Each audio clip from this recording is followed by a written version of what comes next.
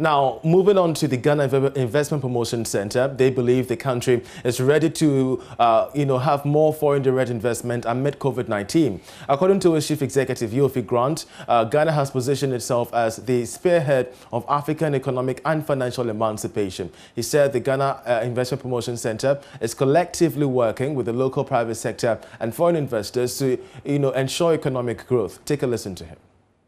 Yes, definitely. And as you noticed during the presentation, I gave a breakdown of where Belgian and Luxembourg companies have already invested. Those that are here already are probably our best ambassadors to those who want to come in. But the opportunity, without doubt, is glaringly open and attractive. The Ghana proposition is without parallel in my estimation. I think that Ghana is ready as a country.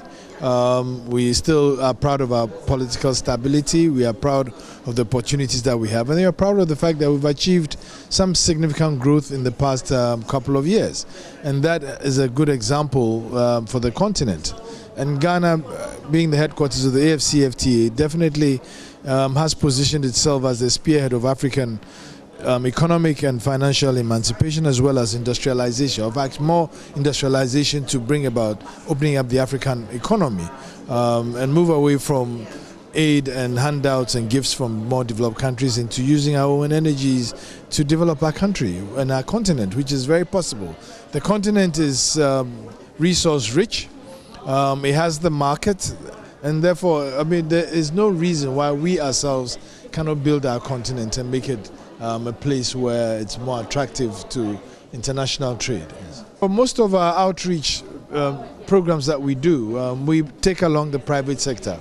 In fact, as we speak right now, there is a delegation in Guyana made up of private sector people and the Vice President looking at possible collaboration and opportunities and partnerships.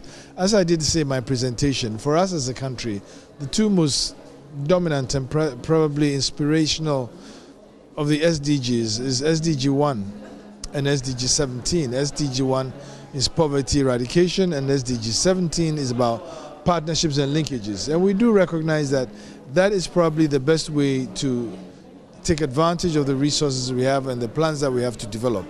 By working with foreign direct investors, indigenous directors, and the private sector at large. And indeed, that is motivated as setting up a PPP law so that those who are comfortable beyond private sector to work with government can enter into PPP agreements.